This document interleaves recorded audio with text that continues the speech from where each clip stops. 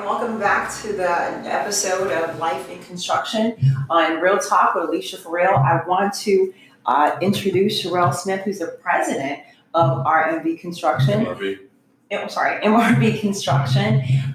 She's joining us, and I'm so excited to meet a female president of a construction firm. You're welcome, and thanks once again for coming and joining us.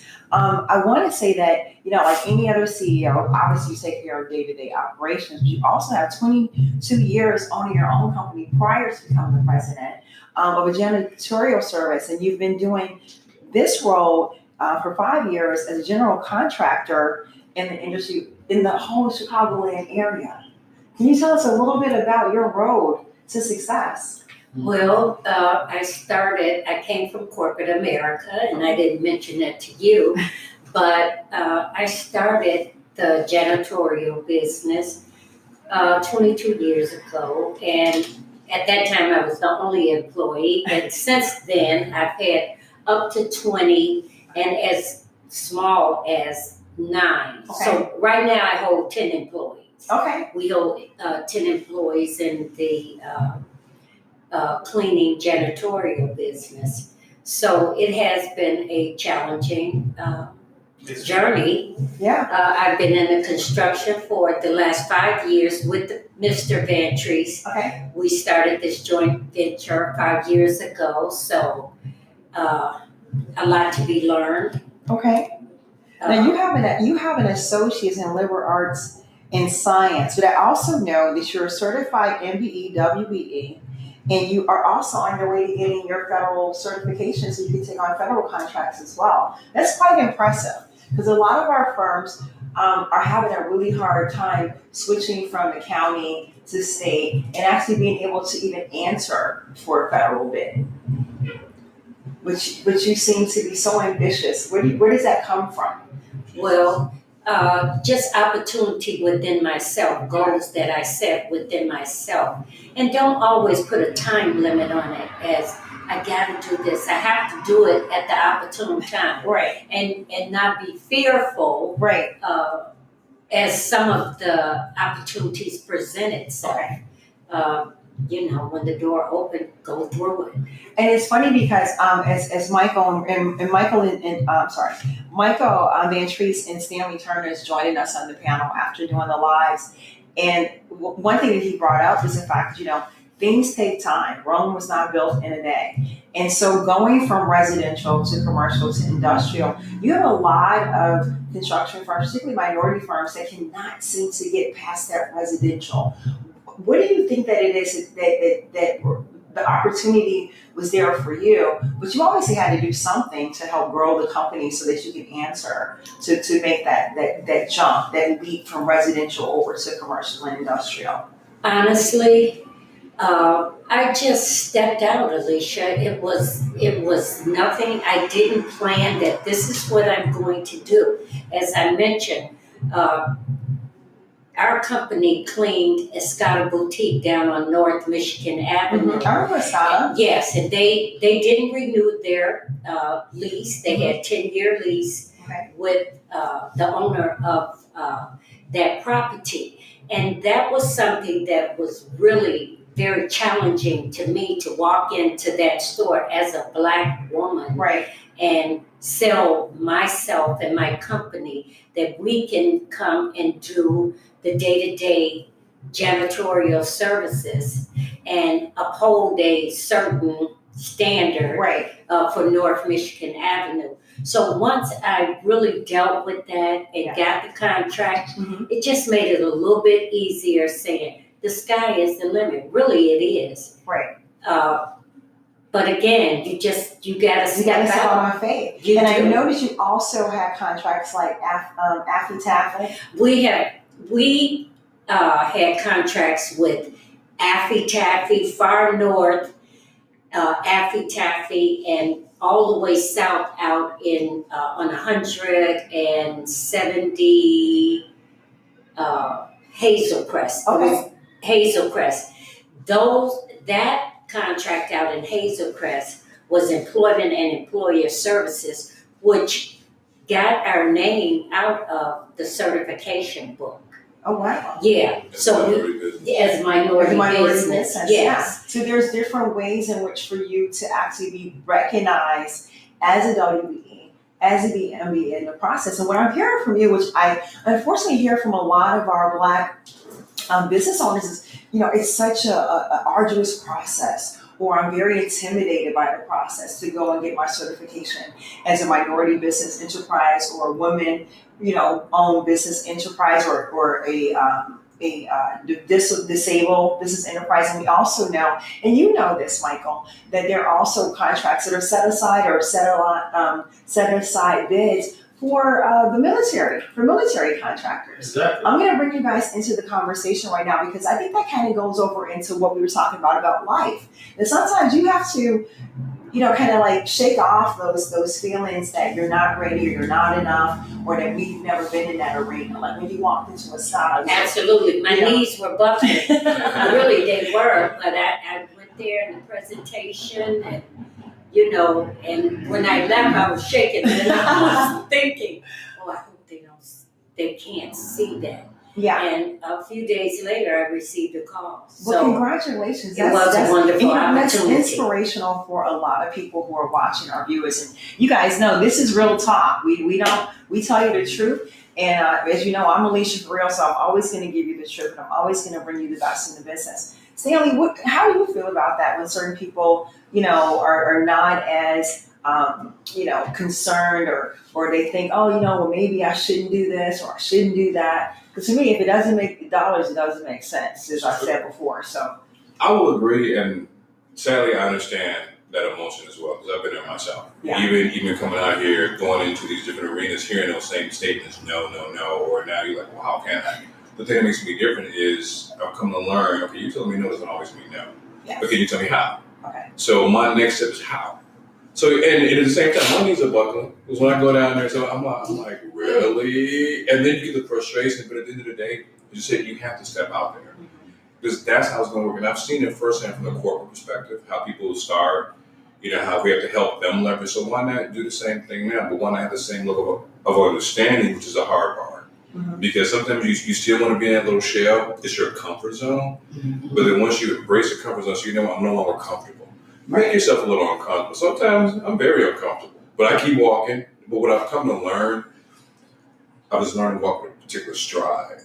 I just hold my head high. I like no one else around me. Shoulders. Just like whatever. Yeah. And it's just like Sherell gets like, well, I don't want to do this. I'm like, but Sherell, you have to. But then all of a sudden she gets in there and it's. I always tell her, I have to watch her from afar, because she sits back and she kind of analyzes everything first. Uh-huh. There's no emotional reaction. Then I'm like, okay, you're not ready, but let's talk later. And then she'll go, Stanley, but then that for me helps us all become that much greater. Mm-hmm. Because instead of us making that rush decision, we're taking our time and saying, how can we get there? But what pieces can you put in place to help you accomplish those goals? And understanding that I cannot do it by myself. However, I now have to work with others that can help me get there. And being receptive to, as I said before earlier, the problem is with minorities, they don't want to work together. I heard something in corporate America, which was one of the most profound things I've ever heard. I don't have to worry about you because you all have never worked together. Wow. True. And true statements, I've seen it firsthand. I've lived it, I've experienced it. Even coming out here, the first thing people say, I don't want to go work with them. I'm going to stop you there, because that's real talk. And that's something that when people say, well, you run Administrative Resolutions Network, you say that you do organizational development and business management. What are you going to bring to my company? Not knowing anything about my company, not knowing anything about their company. Mm-hmm. And I told them when I did the research for my company, and I really thought about what I wanted to do, what I was bringing to the table, obviously having the experience in the background to do that. I told them there's two things that fundamentally we miss out on as business owners in the African American community, which is historically why, even though most new businesses close between their first and their third year, as you guys know, historically with African American businesses, we close at a higher rate. And the reason is because we're not taught strategic management, and we're not taught talent acquisition or workforce development in the level in which we understand that you have to have strategic partners. They're different than your channel partners, which is of course the supply chain, which people who are you're paying, as opposed to strategic partners that have a dog in the fight or an interest in what you're doing. But also within the talent acquisition, to understand it's not just about hiring someone, it's about hiring the right person, making sure that not only is your business scalable, but that position is scalable. so they can teach and they can learn, and you can be able to make sure that the workforce you're bringing in, that they can be trained, which is what you talked about, Sherell. I want to bring Michael into the conversation because you talked about the fact that a lot of how you built your business was actually by having strategic partners and understanding what people did and being able to understand how to talk to your contractors, how to talk to the people who brought you materials. Can you give us some insight on that? I think what it is that you really got to understand that butterflies come with the territory. But one thing that I've learned, I think, because of the military background and my father, is that you go in there with your guards up. You know what I'm saying? Because I'm going to go in the door. When I walk in the door, I'm going to walk in the door like I'm getting that job. Right. I'm going to walk in the door like when I walk out the door, they gave me that job. And see, and that's I think sometimes they use the term conceited.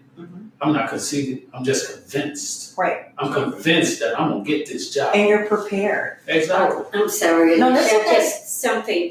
Please do share. One of the things you did mention about Black contractors working together. From my own experience, because I have been around a while. I was a member of BCU and the Black Contractors United. Yes. The one thing that I found was we as a culture don't have patience for one another, and grabbing hold and saying, "Come on." I mean, in a all around, not just pick you. Right. But reach out. I remember a young business owner, I was just so excited, and they wasn't reaching for me like that.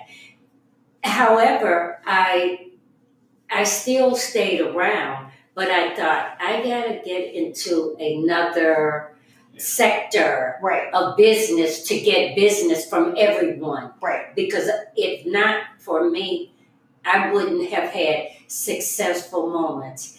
No, I'm not a Fortune 500 business, which I would love to be. However, I have managed on the slopes when it was down, business gets slow. There's slow points in a business. There are up points. You have to acknowledge all of that, and you have to be prepared when it comes. That's how. I could honestly say, I'm sorry for cutting you off, that Sherell has taught me. She's taught me how to really be more patient with business because, as she knows, I was running the shit. Right. You know what I'm saying? But you have to learn to think before you leap. Right. Absolutely. Preparation precedes the blessing. I have to say, Sherell is a mother, a grandmother. She's a role model to her 3 grandchildren, which I think is amazing. And I think that also just comes with experience. We talked about that earlier, and we talk about business, which we've done. We talked about life, we also talk about love, and I always pose that question of how do you balance that within your relationships? And in this situation, that's something that you had to balance out in the field. Like you said, people didn't want to support you, and we all know as business owners, it's your family and your friends that are really your first clients, your first workers. How did you balance that, knowing that first of all you're a female in what people used to consider to be a male-dominated industry? Exactly. So you had to, rely It's upon still your own. male-dominated. It is. Yeah. It is. It's getting It better. is. I mean, a lot of the projects that I go into as a project manager, it's mostly male dominated. Luckily, I was bored by the military, so I'm a little bit tougher than what you think I look like. She's pretty tough. Right. Exactly. Just before we wrap up, I just want to talk about some of those challenges that you've had, or I should say challenges. Some of the rewards that you've had in being able to actually balance that part of your life, with relationships and things like that. And going to it's been a journey, but each time I go to a different level because my children were in school, high school, when I started. I was a late bloomer starting business. Okay.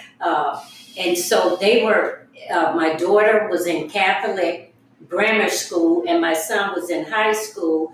And so coming out of the workforce that allowed you a paycheck every week and having to create a paycheck. Exactly. It's totally different. It was totally different and totally challenging. And there were times in business I went and got a job and worked at night Yeah. and To ran supplement business to that. supplement. And Okay. even now, I don't rule that out. Sometimes you still may have to if that's what you Right. need to do. And I don't have to be embarrassed or feel any kind of way Exactly. because I'm a survivor. That's what it takes. And that's why this is Real Talk, folks. I want to thank you, Sherell. I want to thank you, Stanley. I want to thank you, Michael, for joining us on Real Talk with Leisha for Real. Thank you for having us. No problem. We'd love to have you guys back and share some more of your knowledge.